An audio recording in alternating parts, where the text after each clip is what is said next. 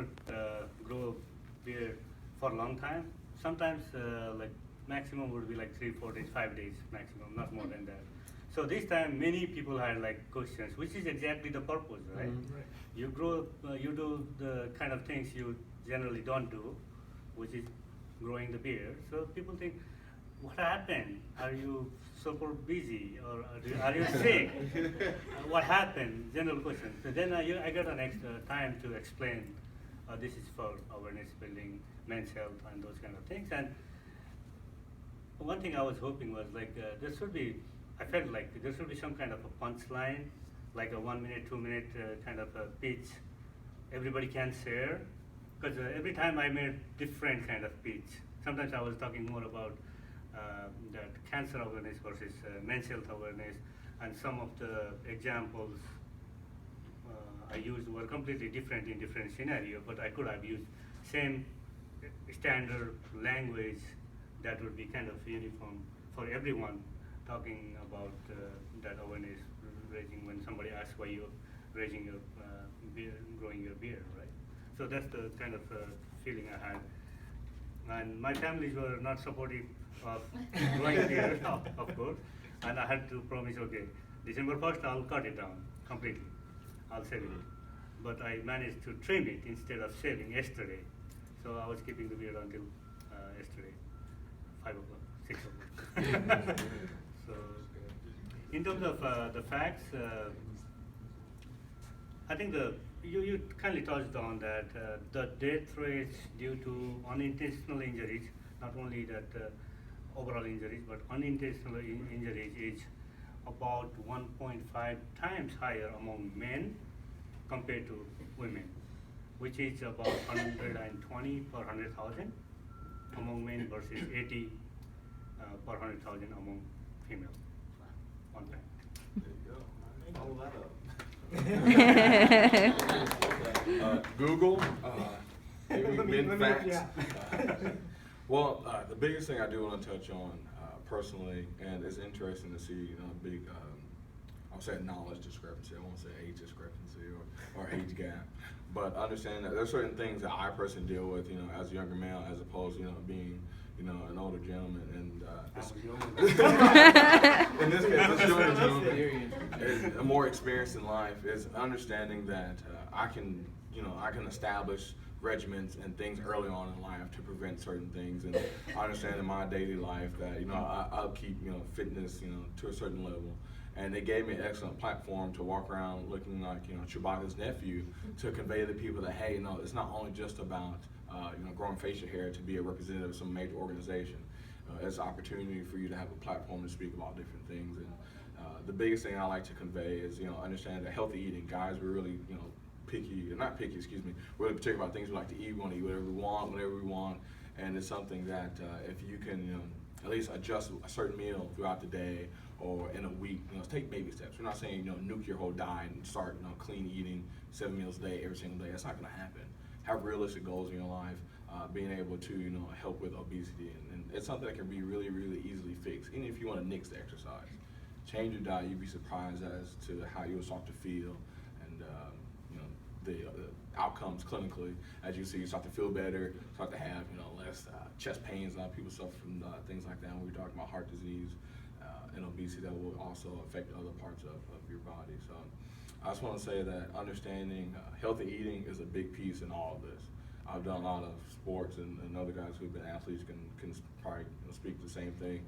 I worked out my whole life, and I kind of look the same, look average. But it wasn't until I changed my diet when I saw a complete change in my entire life about how I feel, how much I weighed, how I looked, and it's something that it works. It's proven I'm a simple individual just trying to spread a simple message, and hopefully, today through this program and this great organization, we can continue that message on forward. Let me add 2 things. Tell them how often I fuss at you about trying to gain weight. Yeah, he gives me a hard time. I'm actually and I gained 6 pounds. Just so you know. He messes with me a lot because I put on a lot of weight and I lose a lot of weight on and off.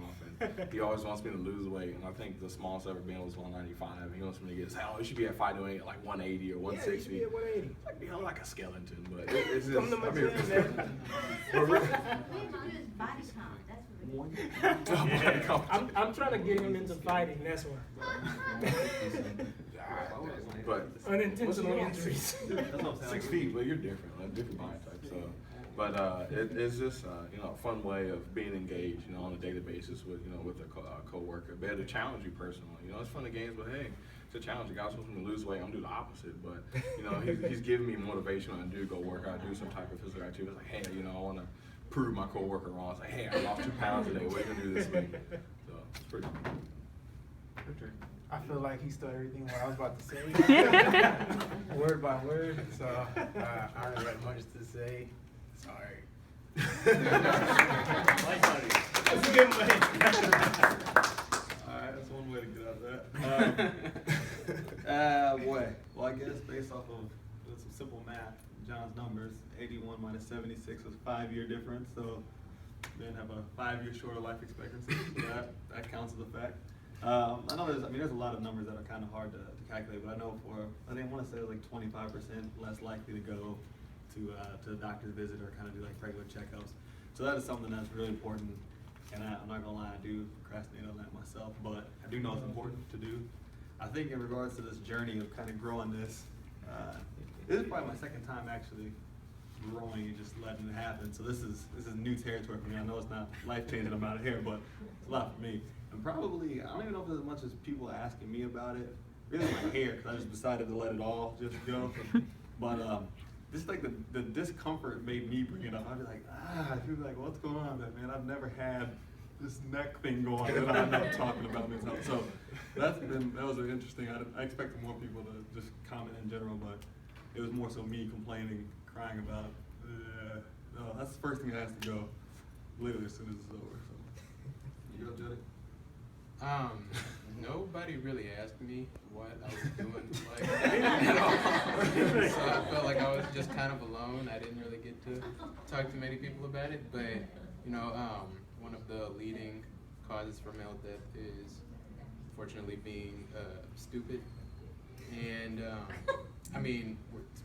majority are females here, and I would imagine that most of y'all are probably more experienced, so smarter than me, but I can actually say that bad decision making can be definitely a cause for bad health, whether it be eating or just going out and doing something crazy. So ended at that period. There it is.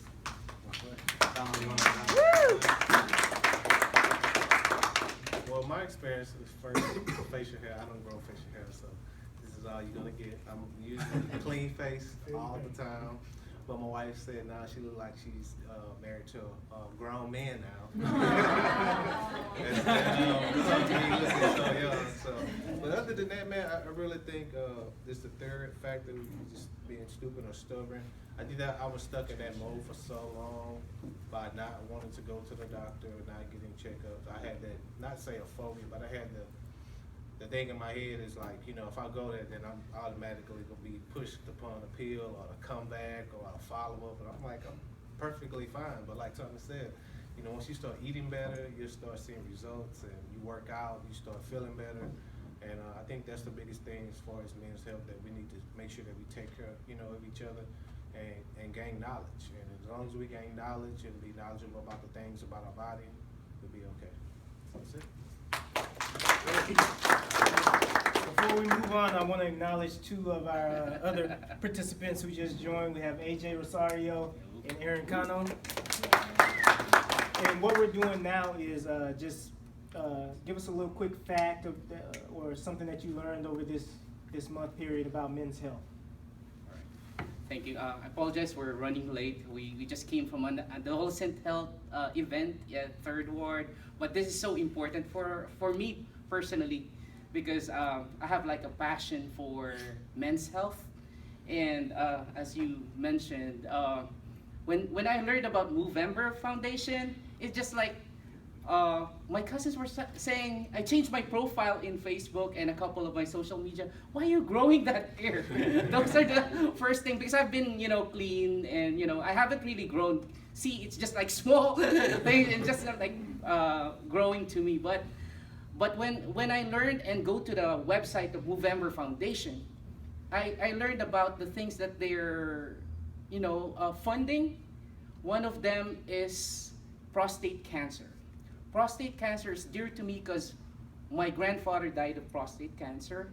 And facts is, in the US, prostate cancer is the second leading cause of death.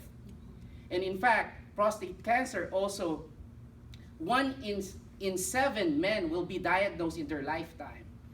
And then in 19 minutes, there's a death in prostate cancer. So that's how, it affects me, especially when I learned also that my dad was diagnosed as prostate cancer. And it was terrible for us. Me, my sisters are all in the medical field, but it's very hard for my dad to convince on the proper treatment. Because, you don't want them to have this kind of, it's terrible for the family. So good thing, because of the research and things like that, my dad is now cancer-free. So thanks like Movember Foundation, and just I know you learned about it. I was with Sheila with Prevention Institute, and she announced about the funding for Movember, and me and Aaron, they called it, oh, those people are participating in this because we received this funding from Prevention Institute for the 50,000. So I bow, I encourage all to promote this thing, but thank you very much. And I personally was touched by this, and thank you to all.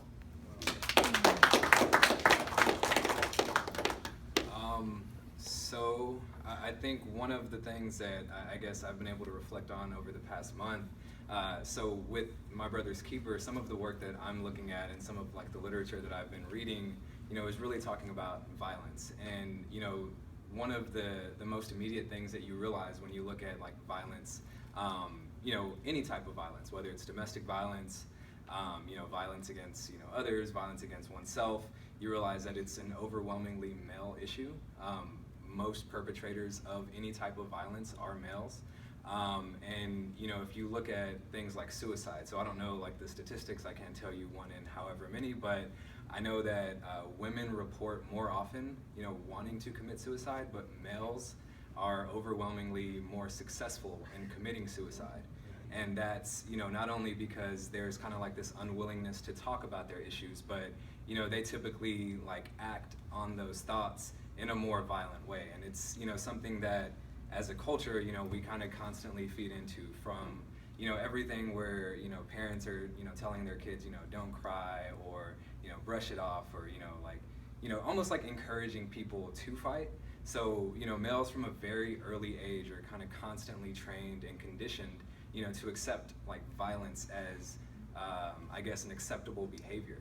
And it's something that I think is, extremely kind of unjust, and it sucks. I feel like everybody's kind of sad right now that I'm talking about this, looking around the room. But I mean, it's a reality, and I do think that, kind of just the way guys tend to joke, and it's kind of left at that. Like a lot of times guys don't really delve into their emotions, even with their closest of friends. So I think opportunities like this are really great in that they give us, a chance to kind of re-examine not only like statistics and like dynamics, like gender-based dynamics, but it also gives us like a forum to to address and to kind of like have a conversation around these issues. So I guess I don't know if that answered the question, but that's kind of like my